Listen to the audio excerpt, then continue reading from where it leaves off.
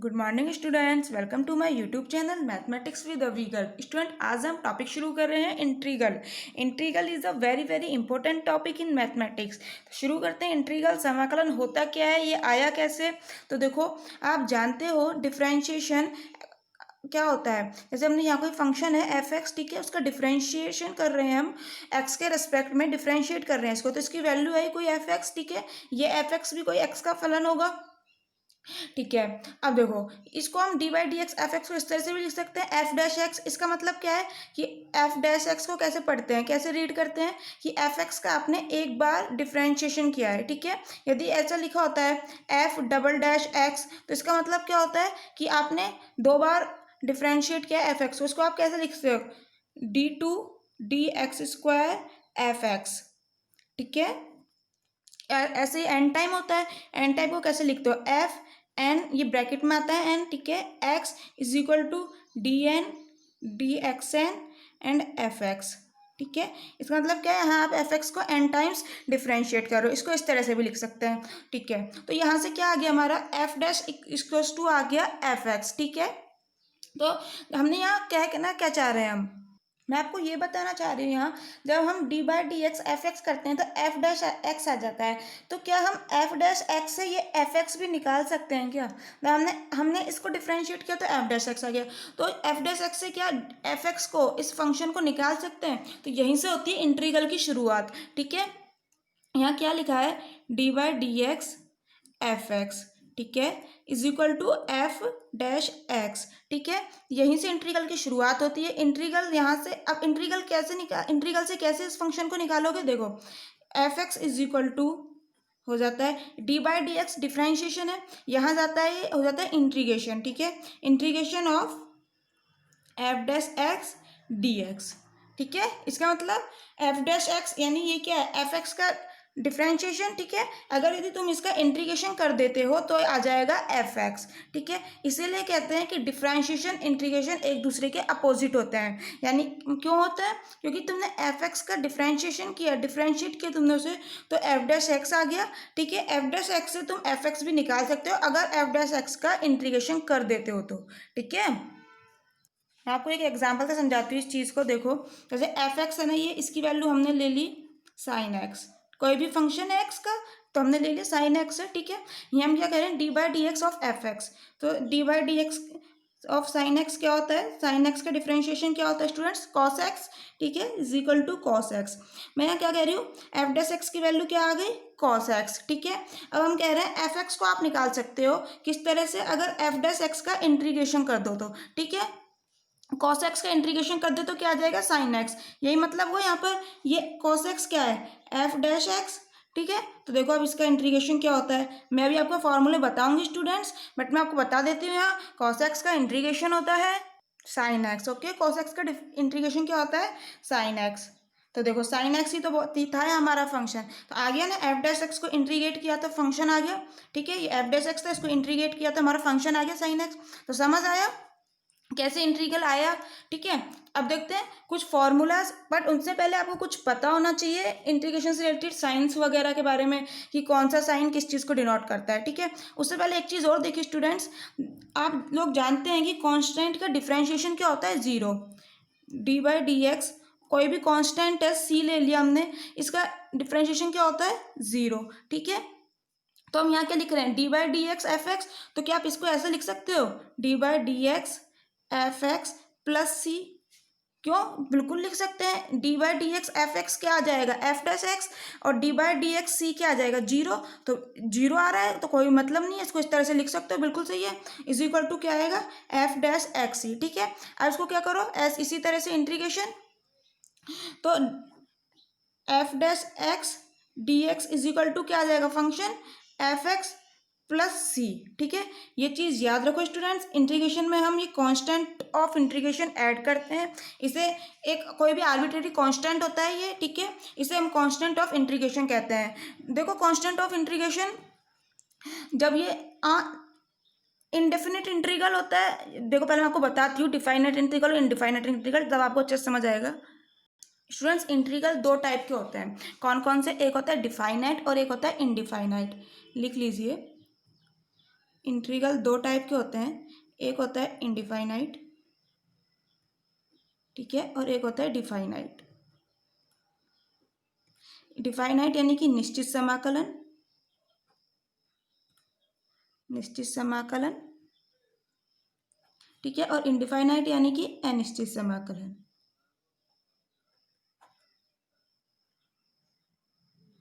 अनिश्चित समाकलन, ठीक है।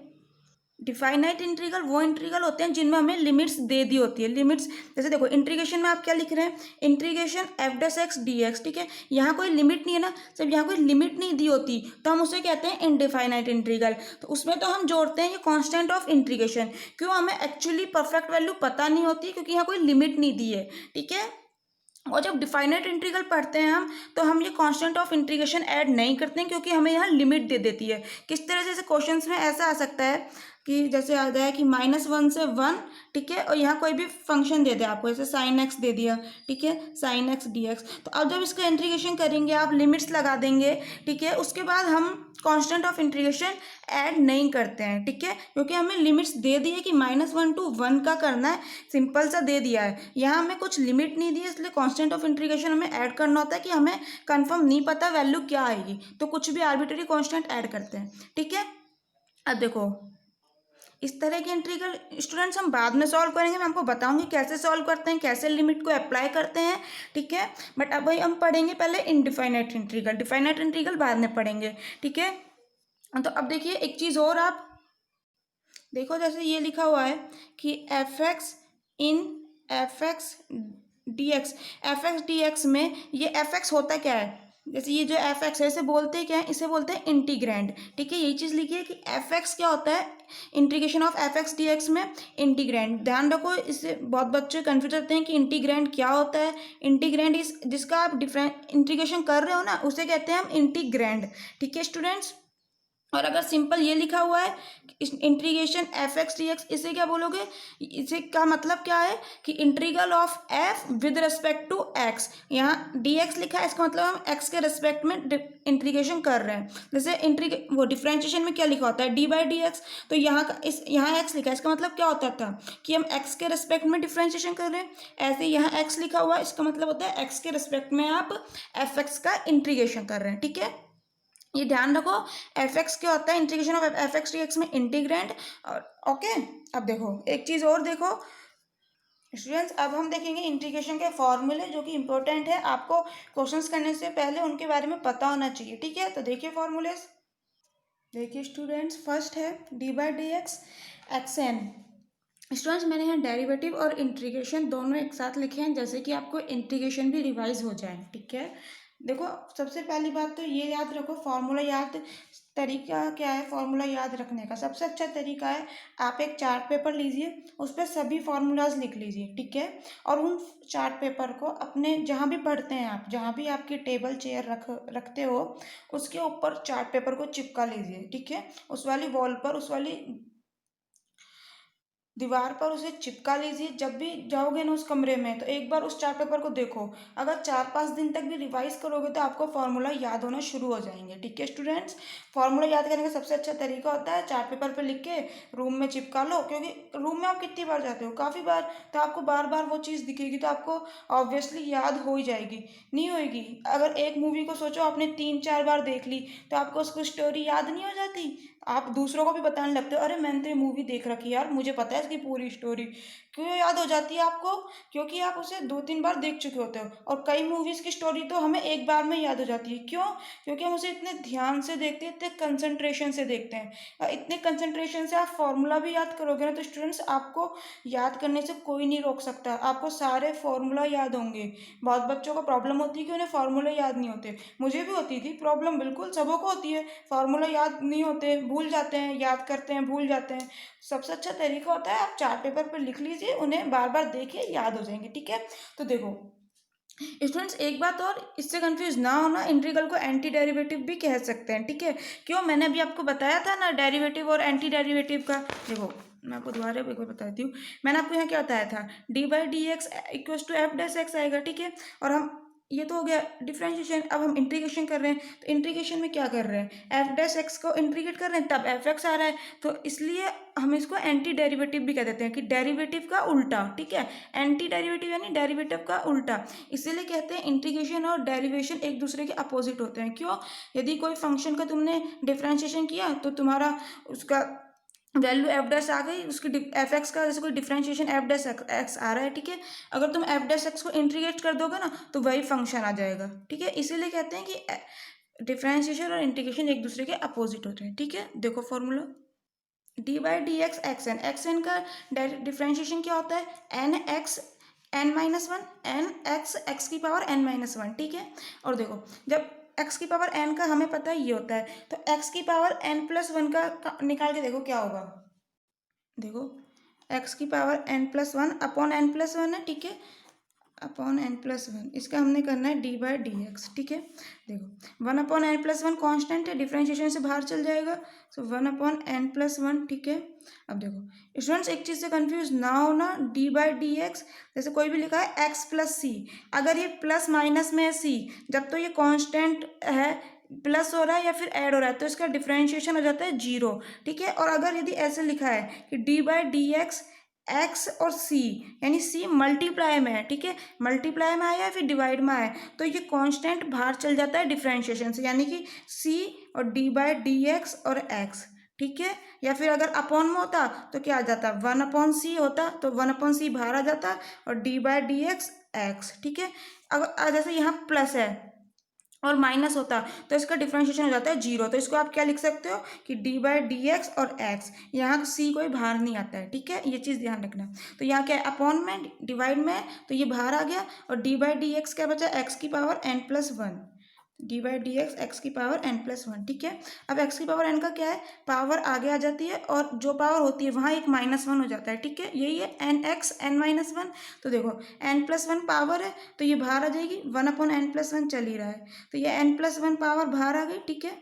बचेगा क्या, एक्स की पावर एन माइनस वन, यानी कि एक्स की पावर पहले से क्या है एन प्लस वन, तो एन प्लस वन क्या होता है, पहले जो रहती है एन है, तो एन तो रहेगी माइनस वन और हो जाएगी, तो क्या आएगा N plus one minus one, ठीक है, plus one minus one cancel, तो क्या बचा एक्स की पावर एन, और ये देखो एन प्लस वन से एन प्लस वन कैंसिल हो गया, तो d by D x x की power N plus one upon N plus one क्या आ गया, एक्स की पावर एन, देखो यही लिखा है एक्स की पावर एन, ठीक है। तो देखो मैंने अभी आपको क्या बताया था, डिफरेंशिएशन और इंटीग्रल में रिलेशन, तो उससे हम क्या लिख सकते हैं, एक्स की पावर एन डी एक्स को क्या लिख सकते हो, एक्स की power N plus one upon N plus one, और कांस्टेंट ऑफ इंटीग्रेशन सी मैंने आपको बताया था आता है, इसे हम क्या कहते हैं, आर्बिट्रेरी कांस्टेंट होता है, इसे बोल सकते हैं कांस्टेंट ऑफ इंटीग्रेशन, ठीक है। समाकलन, सॉरी समाकलन का अचर, कुछ हिंदी में बता देते हैं स्टूडेंट्स, एक मिनट रुकिए आपको। स्टूडेंट इसे कांस्टेंट ऑफ इंटीग्रेशन या फिर समाकलन का अचर, अचर यानी कि कांस्टेंट, ठीक है, ये कहते हैं। देखो इस फॉर्मूले एक चीज़ ध्यान रखनी है कि एन यहाँ पर माइनस वन नहीं हो सकता, यानी एक्स की पावर माइनस वन हो, यानी कि वन अपॉन एक्स हो, तो हम इसकी वैल्यू नहीं निकाल सकते, ठीक है। इस फॉर्मूले से वैल्यू निकाल सकते हैं, one upon x D x integration आती है वैल्यू, ठीक है, बट इस फॉर्मूले से नहीं निकलेगी, ये चीज़ याद रखना, ठीक है। N is equal to minus one नहीं होना चाहिए। अब देखो यहाँ D by D x X क्या होता है वन, ये हम जानते हैं, क्यों, देखो यहाँ क्या है एक्स की पावर वन है, तो एन इज इक्वल टू यहाँ वन रख दो, तो क्या आएगा वन माइनस वन क्या होगा जीरो, ठीक है, और वन माइनस वन क्या होगा जीरो, और एक्स की पावर जीरो क्या होता है वन। ये चीज़ ध्यान रखो स्टूडेंट्स, हमेशा किसी भी की पावर जीरो आ जाती है, एक्स की पावर जीरो, वन की पावर जीरो, कुछ भी हो तो इसकी वैल्यू होती है वन, ठीक है। सो एक्स की पावर जीरो की वैल्यू क्या आएगी वन, और यहाँ वन मल्टीप्लाई में, तो d by D x X क्या आएगा वन, ठीक है। तो इसका मतलब क्या हुआ कि वन, यहाँ डी डी एक्स तो आता है मल्टीप्लाई में जब इंटीग्रेशन कर रहे हो, तो ठीक है, तो यहाँ क्या है वन, यानी कि वन इंटू, वन लिखो चाहे मत लिखो, इसलिए मैंने नहीं लिखा था, तो वन इंटू डी एक्स क्या आ जाएगा एक्स। तो ध्यान रखो अगर इंटीग्रेशन में कुछ भी नहीं दे रखा हमें, सिर्फ डी एक्स है, तो भी उसका इंटीग्रेशन होता है और उसकी वैल्यू आती है एक्स, ठीक है। सेकंड थर्ड है D by D x sign x क्या होता है कॉस एक्स, साइन एक्स का डिफरेंशिएशन कॉस एक्स होता है, सो कॉस एक्स का इंटीग्रेशन क्या हो जाएगा साइन एक्स, ठीक है। ऐसे ही माइनस कॉस एक्स का डिफरेंशिएशन क्या होता है साइन एक्स, वैसे हम ज़्यादातर ये पढ़ते हैं कि कॉस एक्स का डिफरेंशिएशन क्या होता है साइन एक्स, ठीक है, बट यहाँ सॉरी कॉस एक्स का डिफरेंशिएशन क्या होता है, माइनस साइन एक्स। तो यहाँ बिल्कुल हमने माइनस इसके साथ लिख लिया, उससे कोई फर्क नहीं पड़ रहा है। देखो माइनस है, इंटीग्रेशन ये सॉरी डिफरेंशिएशन से बाहर आ जाएगा, तो यहाँ आ जाएगा माइनस साइन एक्स। ठीक है, अब इसे माइनस से मल्टीप्लाई कर दो, तो यहाँ क्या हो जाएगा पॉजिटिव, और यहाँ क्या आ जाएगा माइनस। तो क्या हो जाएगा d by D x cos x is equal to minus sine x. हमने माइनस इसके साथ लिख लिया, क्यों, क्योंकि हम ये सीधा आपको फॉर्मूला बना के दिखा रही थी मैं आपको डिफरेंशिएशन से कैसे बन रहा है। ठीक है, कोई फर्क नहीं पड़ता। So d by D x minus cos x क्या होता है, sine x. Integration of sine x क्या हो जाएगा, minus cos x plus c. ऐसे ही टेन एक्स का डिफरेंशिएशन क्या होता है, sec square x. So sec square x का इंटीग्रेशन क्या हो जाएगा, टेन एक्स। ठीक है, देखिए नेक्स्ट, माइनस कॉट एक्स का डिफरेंशिएशन क्या होता है, cosec square x. So cosec square x का इंटीग्रेशन क्या हो जाएगा, minus cot x plus c. ऐसे ही सेक एक्स का differentiation sec x tan x. So sec x tan x का इंटीग्रेशन क्या हो जाएगा, सेक एक्स प्लस सी। ठीक है, सिंपल हम कर क्या रहे हैं, इस d by D x x x is equal to लिखा है सेक एक्स टेन एक्स, बस कुछ भी नहीं, इसका इंटीग्रेशन एज इट इज और is equal to sec x. देखो कितना इसके, मैं आपको यहाँ क्या चीज़ समझाना चाह रही हूँ, क्यों ये दोनों चीज़ एक साथ लिखी है, कि अगर आपको डिफरेंशिएशन याद है और आप सोच रहे हो कि मुझे इंटीग्रेशन वाले फॉर्मूले याद नहीं करने, तो मत करो भाई, डिफरेंशिएशन वाले फॉर्मूले से इंटीग्रेशन वाले फॉर्मूले बन रहे हैं। ठीक है, देखो स्टूडेंट्स, आपको सिर्फ एक ही फॉर्मूला याद करने की जरूरत है, दोनों के ना करो। समझ आया ना कैसे बना सकते हैं हम। ठीक है, सो देखिए next, D by D x minus cosec x क्या होता है, कॉसेक एक्स कॉट एक्स। ठीक है, सो इसका इंटीग्रेशन क्या हो जाएगा, minus cosec x plus c. C constant of integration हर किसी में आएगा। ठीक है, so d by D x sine inverse x क्या होता है, ये ट्रिग्नोमेट्री के इंटीग्रेशन डेरिवेशन इंपॉर्टेंट होते हैं स्टूडेंट्स, प्लीज़ याद रखिए, इनमें बहुत बच्चे कन्फ्यूज जाते हैं, याद नहीं हो पाते हैं, इन्हें ज़रूर याद रखें। ठीक है, तो देखिए d by D x sine inverse x क्या होता है, वन अपॉन अंडर रूट में वन माइनस एक्स स्क्वायर। ठीक है, so one upon one minus x square under root में, इसका इंटीग्रेशन क्या हो जाएगा, साइन इनवर्स एक्स। ठीक है, ऐसे d by D x minus cos inverse x, इसका भी डिफ्रेंशिएशन क्या होता है, one upon one minus x square under root में। ठीक है, so one upon one minus x square का इंटीग्रेशन क्या हो जाएगा, माइनस कॉस इनवर्स एक्स। यानी कि देखो ये दोनों चीज़ सेम है, इन दोनों का इंटीग्रेशन आप साइन इनवर्स एक्स भी लिख सकते हो, माइनस कॉस इनवर्स एक्स भी लिख सकते हो, कुछ भी लिख सकते हो। ठीक है, क्वेश्चन में जो हमें रिक्वायर होता है वो जब हम कैलकुलेशन करते हैं उस हिसाब से हम दोनों में से कोई भी यूज़ कर सकते हैं। ठीक है स्टूडेंट्स, देखिए next, d y d x tan inverse x, इसकी वैल्यू क्या होती है, one upon one plus x square. याद करो साइन इनवर्स एक्स और कॉस इनवर्स एक्स में क्या होता है, अंडर रूट में वन अपॉन अंडर रूट में वन माइनस एक्स स्क्वायर। ठीक है, यहाँ ना तो माइनस है ना अंडर रूट है, ऐसे याद करके चलो। ठीक है, जब कंपेयर करते हुए चलोगे ना तो कंफ्यूजन नहीं होगा, याद रहेंगे। So one plus x square simple, सो one upon one plus x square का इंटीग्रेशन क्या हो जाएगा, ten inverse x plus C. ठीक है, यहाँ क्या है, माइनस कॉट इनवर्स एक्स, इसका भी सेम ही होता है, one upon one plus x square. So इसका इंटीग्रेशन क्या करोगे, माइनस कॉट इनवर्स एक्स। तो देखो इसके लिए भी दो फॉर्मूला हो गए, टेन इनवर्स एक्स भी लिख सकते हो, माइनस कॉट इनवर्स एक्स भी लिख सकते हो। ठीक है, नेक्स्ट सेक इनवर्स एक्स का क्या होता है, one upon x x square minus one under root में। ठीक है, यहाँ ध्यान रखो x square minus one under root में, साइन इनवर्स एक्स और कॉस इनवर्स एक्स वाले में क्या था, one upon one minus x square, यहाँ अपोजिट है एक्स स्क्वायर माइनस वन। ठीक है स्टूडेंट्स, सो इसका इंटीग्रेशन क्या हो जाएगा, सेक इनवर्स एक्स। ऐसे ही यहाँ माइनस है, ठीक है, तो इसका भी सेम चीज़ है, इंटीग्रेशन क्या हो जाएगा, माइनस कॉस इनवर्स एक्स। अब देखो सबसे अच्छा इंटीग्रेशन होता है ई की पावर एक्स का, क्यों, ई की पावर एक्स का डिफरेंशिएशन भी ई की पावर एक्स ही होता है, और इसको इंटीग्रेट कर लो तब भी ई की पावर एक्स ही आता है ना। सबसे इजी इंटीग्रेशन होता है, ये हर बच्चे को याद रहता है, कोई नहीं भूलता, क्यों, इतना इजी है यार, इसमें कुछ करना ही नहीं है, जो है फंक्शन वही रहता है, डिफ्रेंशिएट कर लो चाहे इंटीग्रेट कर लो। ठीक है, देखिए अब हाँ एक चीज़ आती है इंपॉर्टेंट, अब यहाँ लॉग, यहाँ मैंने मोड ऑफ एक्स क्यों लिखा है, मैं सिंपल एक्स भी तो लिख सकती थी। देखो स्टूडेंट्स एक बात याद रखना, लॉग हमेशा पॉजिटिव वैल्यू पे अप्लाई होता है। लॉग टू की वैल्यू आप काउंट कर निकाल सकते हो, डिटरमाइन कर सकते हो क्या आएगी, बट लॉग माइनस टू की वैल्यू आप नहीं निकाल सकते, इसे निकाल ही नहीं सकते। ठीक है, तो इसीलिए मैंने यहाँ मोड लगाया है, क्योंकि मोड का काम क्या होता है, पॉजिटिव करना। अगर लॉग माइनस दो लिखा है, ठीक है, इसका लग रहा है मोड, तो इसका मतलब लॉग माइनस दो है, ठीक है, इसका लग रहा है माइनस दो का मोड, इसका मतलब क्या है, लॉग दो।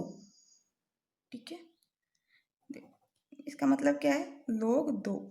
ठीक है, वो मोड का काम क्या होता है, पॉजिटिव करना। ठीक है, समझ आया? तो इसीलिए मैंने यहाँ मोड ऑफ एक्स लिखा है स्टूडेंट्स, ये चीज़ याद रखो। ठीक है, लॉग मोड ऑफ एक्स क्या होता है, 1/x, इसका डिफ्रेंशिएशन 1/x। ये चीज़ स्टूडेंट्स हमेशा याद रखना, लॉग कभी नेगेटिव वैल्यू पे अप्लाई नहीं होता, हमेशा पॉजिटिव वैल्यू पे अप्लाई होता है। इंपॉर्टेंट चीज़ ये थी यहाँ। ठीक है, तो 1/x dx क्या हो जाएगा, log mod of x plus c. ऐसे देखो, d by D x a की power x upon log a क्या होता है, ए की पावर एक्स। ठीक है, सो ए की पावर एक्स का इंटीग्रेशन क्या हो जाएगा, ए की पावर एक्स अपॉन लॉग ए प्लस सी। देखो ये दोनों फार्मूला आप स्टूडेंट्स निकाल सकते हो, जो हमने स्टार्टिंग में फार्मूला पढ़ा था ना, ये वाला d by D x x की power n plus one upon n plus one. ठीक है, इसका एक्स की पावर n का किस तरह से डिफरेंट इंटीग्रेट किया था, एक्स की power n plus one upon n plus one. ठीक है, इस तरह से आप निकाल सकते हो ये वाला फार्मूला। फिर मैंने यहाँ क्यों लिखा है, मैंने इसलिए लिखा है स्टूडेंट्स, ये फार्मूला दोनों बहुत ज़्यादा यूज आते हैं। ठीक है, तो आपको बार बार उस फार्मूले में लिखने की ज़रूरत नहीं है, आप इन दोनों की वैल्यू डायरेक्ट याद रखिए। ठीक है, स्टार लगा लीजिए, इन दोनों की वैल्यू डायरेक्ट याद रखिए, इंपॉर्टेंट फार्मूले हैं, बहुत बार यूज आते हैं। ठीक है, क्या है, इंटीग्रेशन ऑफ 1/√x क्या होता है, 2√x। देखो अभी याद कर लो फटाक से मेरे साथ, बोलो integration of 1/√x is equal to 2√x। ठीक है, और इंटीग्रेशन ऑफ 1/x² क्या होता है, -1/x। ठीक है, याद हुए दोनों, फर्स्ट वाले का क्या है 2√x, सेकंड वाले का क्या है -1/x। यहाँ क्या है, x की पावर 1/2, अंडर रूट का मतलब क्या होता है 1/2 पावर, और यहाँ क्या है x²। ठीक है, तो दोनों का याद रखो 2√x -1/x। ठीक है स्टूडेंट्स, ओके स्टूडेंट्स, अब देखते हैं स्टूडेंट्स हम कुछ एग्जांपल्स। ठीक है, देखिए फर्स्ट एग्जांपल देखिए, सिंपल सिंपल एग्जांपल देखेंगे अभी, बाद में हम स्टेप बाय स्टेप बढ़ते जाएंगे अच्छे इंटीग्रेशंस की ओर। ठीक है, लेवल होगा उनका भी, बट अभी हम स्टार्टिंग से स्टार्ट कर रहे हैं। ठीक है, तो स्टार्टिंग में हम कुछ छोटे छोटे लेवल से, धीरे धीरे सीढ़ियाँ चढ़नी चाहिए ना, ये कोई ना एकदम से आप छत पे चढ़ जाते हो, पहले नीचे फर्स्ट सीढ़ी चढ़ते हो, फिर सेकंड, फिर थर्ड, तभी तो छत पे जाते हो।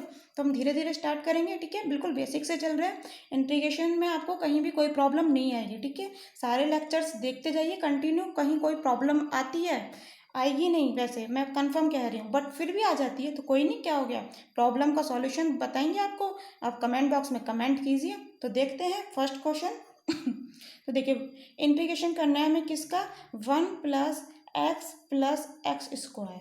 ठीक है, सिंपल इंटीग्रेशन है, किसका करना है हमें, 1+x+x²। देखो हमने अभी आपको एक फॉर्मूला बताया था x की पावर n का, रिमाइंड कीजिए स्टूडेंट्स क्या था, x की पावर n का कैसे करते हैं इंटीग्रेशन, कैसे करते हैं, x की पावर n dx क्या होता है, x की पावर n+1 अपॉन n+1। ठीक है, यहाँ n की वैल्यू बस एक चीज़ याद रखनी थी, -1 नहीं हो सकती। ठीक है, और कुछ भी लो, देखो -1 के लिए मैंने अभी आपको फॉर्मूला बता दिया, क्या था 1/x का, हमने बताया था ना आपको इंटीग्रेशन क्या था, log x, बताया था ना आपको अभी। ठीक है, तो 1/x का इस फॉर्मूले से नहीं निकालते हैं, क्यों, मैं क्या करूँ, -1, x की पावर -1 का मतलब क्या है 1/x। ठीक है, तो मैंने इसीलिए बताया था आपको, इस फॉर्मूले से नहीं निकालते, इससे निकालते हैं। 1/x का क्या होता है, log x। ठीक है, आते हैं हम इसी क्वेश्चन पे कि x की पावर n का x की पावर n+1 अपॉन n+1। अब देखो यहाँ पर क्या है 1, पहले इसको अलग अलग कर लो। देखो आप इसको किस तरह से लिख सकते हो, इंटीग्रेशन ऑफ dx अलग अलग अप्लाई कर दो हर एक फंक्शन पर, 1 × dx plus integration x dx plus integration x², sorry x² dx। ठीक है, अब देखो 1 × dx, इसका मैंने आपको क्या बताया था, क्या होता है x। ठीक है, इस फॉर्मूले से भी बताया था मैंने आपको, और वैसे भी बताया था, देखिए 1 × dx का x बताया था। ठीक है, तो देखिए x प्लस अब देखो x dx, यानी कि x की पावर यहाँ क्या है 1। ठीक है, सो x की पावर यहाँ रख दीजिए, n की वैल्यू 1, तो क्या आ जाएगा 1+1 2, 1+1 2, यानी कि x का क्या होता है x²/2। ठीक है स्टूडेंट्स, ये आपको इजीली याद हो जाएंगे, सिंपल है। x का क्या होता है x²/2, x² का क्या होगा x³/3, बट आप धीरे धीरे करोगे ना, तब आपको अपना आप याद होते चले जाएंगे, सारे एग्जांपल्स करते जाइए मेरे साथ, अपना आप याद होंगे। ठीक है, अभी स्टार्टिंग है इसलिए थोड़ा सा टाइम लगेगा। अब देखो x² का क्या होगा, n की जगह 2 रखिए, 2+1 3, 2+1 3, सो प्लस x³/3। ठीक है, हो गया integration, this is answer. Okay, देखो ऐसे ही नेक्स्ट सिंपल सिंपल करेंगे अभी, नेक्स्ट लेक्चर में हम इजी क्वेश्चंस को थोड़ा सा लेवल देंगे, थोड़े से अच्छे क्वेश्चन करेंगे, ठीक है। देखो जैसे ये वाला क्वेश्चन है कि x प्लस 1/x का स्क्वायर, इसका हमने करना है इंटीग्रेशन, ठीक है। इसका कैसे करेंगे, सबसे पहले स्क्वायर को ओपन करेंगे, ठीक है। ए प्लस बी का होल स्क्वायर क्या होता है, a square plus b square plus 2ab, ठीक है। सो फर्स्ट का square x square plus second का स्क्वायर 1/x का square plus 2ab, so 2 into x into b क्या है 1/x, ठीक है। इसका हमने करना है इंटीग्रेशन, सो dx, ठीक है। इंटीग्रेशन अब अलग अलग अप्लाई कर लीजिए, ठीक है। X square D x plus 1/x square D x, ठीक है। प्लस देखो ये एक्स से एक्स कैंसिल हो गया, 2 है इंटीग्रेशन से बाहर आ जाएगा, ठीक है। इंटीग्रेशंस की मैं भी आपको प्रॉपर्टीज बताऊंगी स्टूडेंट्स नेक्स्ट लेक्चर में, ठीक है। बट आप अभी याद रख लीजिए जो ये कांस्टेंट होता है ना कोई भी इंटीग्रेशन में, वो इंटीग्रेशन के साइन से बाहर आ जाता है, ठीक है। सो 2 इंटीग्रेशन क्या बचा 1.dx, ठीक है। प्रॉपर्टीज मैं आपको बताऊंगी, और भी प्रॉपर्टीज होती है मैं आपको नेक्स्ट लेक्चर में बताऊंगी, ठीक है स्टूडेंट्स। सो देखो एक्स स्क्वायर का क्या था, हमने अभी आपको बताया था, यहाँ भी x³/3, ठीक है। आप फार्मूले से निकाल के देख लीजिए दोबारा। प्लस स्टूडेंट्स यहाँ हमने देखो एक मिस्टेक कर दी, क्या, हमने कांस्टेंट ऑफ इंटीग्रेशन ऐड नहीं किया। ये बात याद रखिए, हमेशा कांस्टेंट ऑफ इंटीग्रेशन हमने ऐड करना होता है जब तक हमें लिमिट नहीं दी होती है क्वेश्चंस में, ठीक है। यहाँ हम इंडेफिनिट इंटीग्रल पढ़ रहे हैं तो हमें यहाँ लिमिट नहीं दी हुई है, डिफाइनाइट इंटीग्रल में लिमिट देते हैं तो वहाँ हम कांस्टेंट ऑफ इंटीग्रेशन नहीं लगाते हैं, ठीक है। तो यहाँ +c और लिख लीजिए, क्या होता है ये +c, कांस्टेंट ऑफ इंटीग्रेशन लिख लीजिए क्वेश्चन में, कांस्टेंट ऑफ इंटीग्रेशन, ठीक है। देखो सो 1/x² dx का क्या होगा, मैंने अभी आपको बताया था फॉर्मूला पीछे, आप इससे भी निकाल सकते हो, इस वाले फॉर्मूले से, वो तो है ही बट आप इस वाले फॉर्मूले से निकालना सीखो। देखो अभी यहाँ क्या है हमारा 1/x², ठीक है। 1/x² का निकालना हमें, तो देखो कैसे निकालेंगे इस वाले फॉर्मूले से, 1/x², ठीक है। इसको आप क्या लिख सकते हो, x⁻², ठीक है। ऊपर जाएगा तो पावर माइनस में हो जाती है, सो यहाँ n की वैल्यू क्या लिखनी है हमें -2, तो लिखिए इंटीग्रेशन ऑफ x⁻² dx, क्या आएगा, n की जगह -2 लिख दो, कुछ भी नहीं है, बहुत ईजी है, -2 + 1, ठीक है, अपॉन भी -2 + 1, सो x⁻² + 1 यानी कि -1, x⁻−1 अपॉन -2 + 1 -1। अब देखो ये नीचे लाएंगे हम x को तो पावर प्लस हो जाएगी, सो माइनस चल ही रहा है ये वाला, ठीक है। 1/x⁻+1, तो x⁻1 को क्या लिख सकते हैं x ही, तो इसका इंटीग्रेशन क्या आ गया -1/x, किसका इंटीग्रेशन आया ये 1/x² का, ठीक है। तो 1/x² dx क्या आ गया हमारा -1/x, ठीक है। देखो यही चीज़ हमने आपको बताई थी, 1/x² का क्या होता है -1/x, ठीक है। लिख लीजिए यहाँ पर -1/x, ठीक है, +2 1.dx का क्या होता है x plus constant of integration, ठीक है। तो ये क्या होगा x³/3 -1/x plus 2x plus c, ठीक है। This is answer, okay students. देखो एक और एग्जांपल देखते हैं हम, जैसे ये वाला एग्जांपल लेते हैं, थर्ड एग्जांपल हमने लिया, रूट का लेते हैं कोई, ठीक है, √x प्लस 1/√x, ठीक है। इसका हमें दिया हुआ है क्यूब, इसका हमने करना है इंटीग्रेशन, ठीक है। क्या है √x प्लस 1/√x का क्यूब, इसका इंटीग्रेशन। अब देखो सबसे पहले क्या करना है हमें, इंटीग्रेशन करने से पहले इसको ओपन करना है क्यूब को, क्यूब का फॉर्मूला क्या होता है a प्लस बी का क्यूब, क्या फॉर्मूला होता है students, a³ plus b³ plus 3a² b plus 3b² a, ठीक है। तो इसे ओपन कर लीजिए, क्या आएगा हमारा फर्स्ट का क्यूब सेकंड का क्यूब, ठीक है। सो x की पावर क्या है यहाँ √ है यानी कि 1/2 है, ठीक है। और 1 देखो मैं आपको स्टेप बाय बताती हूँ, x की पावर यहाँ क्या है 1/2 और हमने इसका क्या करना है क्यूब, सो क्यूब, ठीक है, प्लस 1/x की पावर क्या है 1/2, ठीक है। इसका हमने करना है cube plus 3a² b, 3a² यानी कि √x का स्क्वायर करोगे तो क्या आता है 1, क्यों, देखो x की पावर क्या है 1/2, इसका हम कर रहे हैं स्क्वायर, देखो पावर के ऊपर पावर होती है तो मल्टीप्लाई हो जाती है, 1/2 इंटू 2 क्या आएगा, 2 से 2 कैंसिल यानी कि 1, सो इसीलिए मैंने बोला √x का स्क्वायर करोगे तो x ही बचेगा, ठीक है।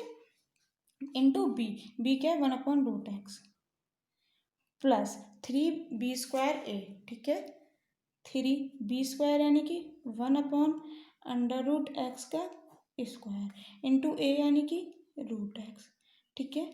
इसका हमारा पूरे का चल रहा है इंटीग्रेशन, यहाँ लिख लीजिए इंटीग्रेशन ठीक है।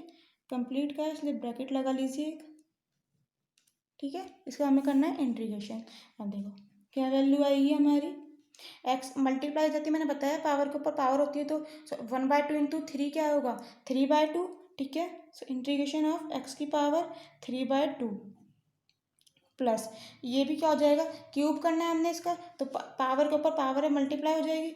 सो 1/x की पावर 3/2 ठीक है प्लस 3 ये हो गया x ठीक है। x अपॉन ये क्या है √x तो x अपॉन √x क्या होगा x/√x क्या होता है रूट, इस x को आप क्या लिख सकते हो √x इंटू √x क्यों √x इंटू √x क्या होता है x। अरे भाई सिंपल है, हमें पता है x की पावर 2 इंटू एक्स की पावर 2, अगर बेस सेम है तो पावर ऐड हो जाती है तो x² इंटू x² हम क्या लिखते हैं x की पावर 4 ठीक है। तो यहाँ क्या है x की पावर 1/2 इंटू एक्स की पावर 1/2 सो 1/2 प्लस 1/2 क्या होगा 1 ठीक है यानी कि x ठीक है। इसलिए मैंने कहा x को √x इंटू √x लिख दो। सो एक √x एक √x तो क्या आ गया √x ठीक है। तो यहाँ x/√x की वैल्यू क्या आ गई √x ठीक है प्लस देखो अब इसका भाई ये x √x है इसका स्क्वायर हो रहा है यानी कि 1/x और ऊपर क्या है √x तो नीचे क्या बचेगा एक √x तो 3√x और dx ठीक है।